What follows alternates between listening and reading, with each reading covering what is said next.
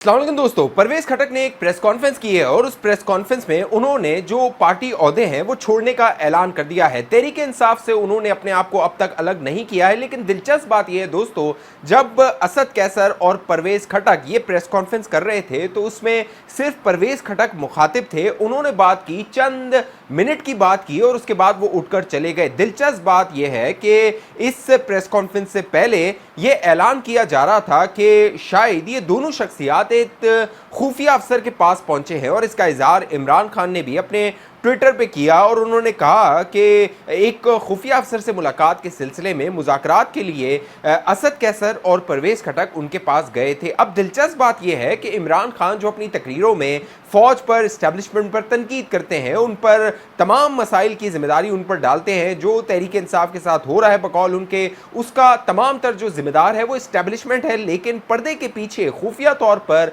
वो मिन्नत तल्ले करते हुए मुज़ाकरात की दुआइयाँ दे रहे हैं। बाकायदा ये अब साबित हो गया कि असद कैसर और परवेज खटक को इमरान खान ने अपनी मर्जी से इन खुफिया अफसर के पास भिजवाया था। और फिर दिलचस्प बात यह है, ये हुआ कि ये जो खुफिया अफसर था उसने इन दोनों शख्सियात को अपने पास रख लिया और सेफ हाउस में, और इन पर बकौल इमरान खान के ये दबाव डाला जाता रहा कि वो तहरीक इंसाफ को छोड़ दें, इमरान खान से अलहदगी इख्तियार करें, और अगर वो अलहदगी इख्तियार कर लेते हैं तो फिर उन्हें छोड़ दिया जाएगा। अभी असद कैसर और परवेज खटक कहाँ हैं, किस हाल में हैं, किसके पास हैं, किसकी तहवील में हैं, इससे कोई जो है वो इसका किसी को इल्म नहीं है। लेकिन अहम बात यह है कि परवेज खटक ने वैसी ही प्रेस कॉन्फ्रेंस की जैसी असद उमर ने की थी। असद उमर ने एक तवील प्रेस कॉन्फ्रेंस की थी और उस प्रेस कॉन्फ्रेंस में असद उमर ने ऐलान किया था कि वो पार्टी ओहदे छोड़ रहे हैं, सेक्रेटरी जनरल का ओहदा छोड़ रहे हैं, दीगर जो उनके पास ओहदे हैं वो उससे अपने आप को अलग कर रहे हैं, लेकिन पार्टी से अलहदगी का ऐलान उन्होंने नहीं किया था। और इसी तरह का मामला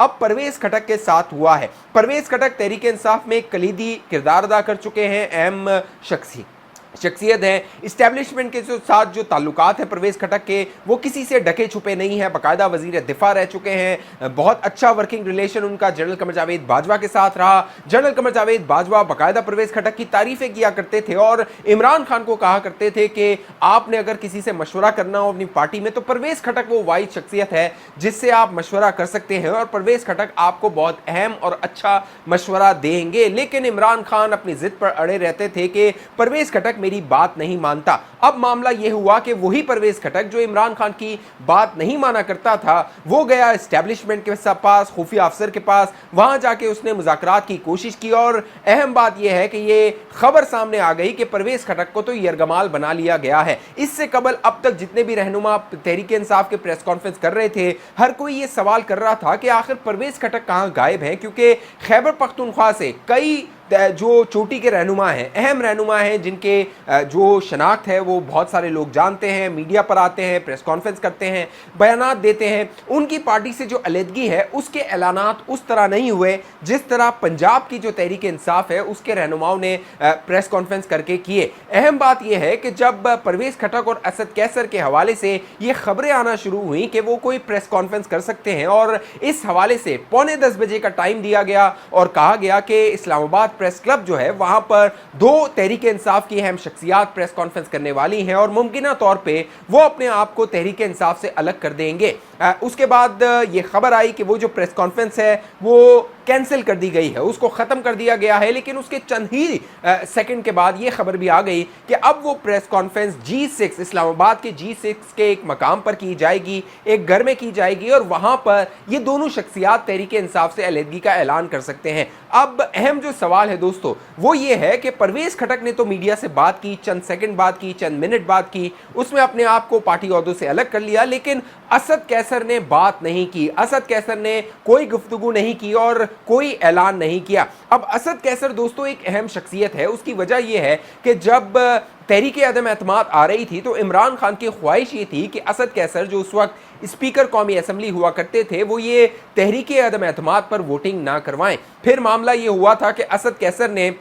अपने आप को बतौर स्पीकर अलग कर दिया था उस मामले से, और फिर जो आगे कासिम सूरी साहब थे उन्होंने उस मामले को आगे बढ़ाया था। असद कैसर को जो तहरीक इंसाफ के अंदर या इमरान खान जो हैं वो बहुत कमज़ोर शख्सियत समझते हैं, और जिस तरह तहरीक अदम एतमाद के मामले में असद कैसर ने किरदार अदा किया था वो उसकी जो यादें हैं अब भी इमरान खान के साथ हैं। इमरान खान ये तसव्वुर करते हैं, बाकायदा वो बरमला कह चुके हैं कई अपनी मुलाकातों में, पार्टी मीटिंग्स में, कि असद कैसर खड़ा रहता तो हम मामले को आगे बढ़ा सकते थे, लेकिन असद कैसर ऐन मौके पे भाग गया और फिर जो है वो मामला इमरान खान के हाथ से निकल गया था। लिहाजा असद कैसर और इमरान खान के जो टॉकिंग टर्म्स हैं, या कह लीजिए कि उनकी वाबस्तगी है, वो कमजोर हुई तहरीक अदम एतमाद के बाद। लिहाजा असद कैसर वो शख्सियत है दोस्तों, जब फवाद चौधरी अडियाला जेल गए शाह महमूद कुरैशी से मुलाकात करने के लिए, तो असद कैसर ने बाकायदा एक ट्वीट करके कहा कि फवाद चौधरी जो कुछ कर रहे हैं उससे उनका ताल्लुक नहीं है, फवाद चौधरी से उनका राब्ता नहीं है, और असद कैसर ने अपने आप को उससे अलग करने की कोशिश की थी। उन्होंने ये तासुर देने की कोशिश की थी कि वो इमरान खान के साथ खड़े हैं, इमरान खान की जो कह लीजिए जो मुश्किल हालात हैं उनमें वो इमरान खान का साथ देंगे। लेकिन फिर अचानक अहम मामला ये हुआ कि वो इस्टेब्लिशमेंट जो तहरीक इंसाफ के बंदों से प्रेस कॉन्फ्रेंसेस करवा रही हैं, तहरीक इंसाफ से उनको अलहदा कर रही हैं, उसी इमरान खान ने जो इस्टेब्लिशमेंट से शिकवे कर रहा है कि उनकी पार्टी को कमज़ोर और तोड़ा जा रहा है, उसी ने इन दोनों अहम शख्सियात को जिनका ताल्लुक खैबर पख्तूनख्वा से है, असद कैसर और परवेज़ खटक, उन इस्टेब्लिशमेंट की शख्सियात के पास भेज दिया जिन पर बकौल इमरान खान के एतबार नहीं किया जा सकता था। तो फिर इमरान खान की हिकमत अमली क्या थी? ये वही नापुख्ता सियासी सोच थी, सियासी फैसले थे जिसकी बिना पर इमरान खान ने इन दोनों शख्सियात को इस्टेब्लिशमेंट के पास भेजा और फिर इस्टेब्लिशमेंट ने इन पर दबाव डाला, या जो मामलात हुए उसके बाद इनको प्रेस कॉन्फ्रेंस करनी पड़ गई। अब जो असद कैसर और परवेज़ खटक हैं वो खैबर पख्तूनख्वा की जो तहरीक इंसाफ है उसमें कलीदी किरदार अदा कर सकते हैं। पंजाब की जो तहरीक इंसाफ थी उसका जो मामला है अब जहांगीर तरीन के सुपुर्द कर दिया गया है, वहां पर ग्रुप बनाया जा रहा है और मामलात को अगले इंतखाबात तक एक ग्रुप की सूरत में इलेक्टेबल्स को इकट्ठा करके आगे बढ़ाया जाएगा। और जो खैबर पख्तूनख्वा के मामलात हैं वो बहुत मुमकिन है कि परवेज़ खटक के सुपुर्द कर दिए जाएं और वहां पर परवेज़ खटक एक अपना तहरीक इंसाफ का जो ग्रुप है, इमरान खान के जो मुखालिफिन हैं उनका एक ग्रुप बनाए और अगले इंतखाबात में वो हिस्सा ले। दिलचस्प बात यह है दोस्तों, जो अडियाला जेल में फवाद चौधरी की मुलाकात हुई शाह महमूद कुरैशी से, उस मुलाकात में 4 शख्सियात मौजूद थी जिसमें फवाद चौधरी थे, महमूद मौलवी थे, इमरान इस्माइल थे, आमिर कियानी थे। और इस मुलाकात के बाद बाकायदा फवाद चौधरी ने यह बयानात दिए कि उनके तहरीक इंसाफ के कई और रहनुमाओं से राब्ते हैं, लेकिन जो शाह महमूद कुरैशी हैं उनके बेटे का ज़ैन कुरैशी का एक बयान आ गया था कि जो शाह महमूद कुरैशी हैं वो उसूलों पर कायम है और वो इमरान खान के साथ खड़े रहेंगे। अब दिलचस्प बात यह है कि अडियाला जेल में शाह महमूद कुरैशी से इस मुलाकात के चंद ही घंटों बाद जो परवेज़ इलाही हैं वो गिरफ्तार हो गए और अब गुमान ये किया जा रहा है कि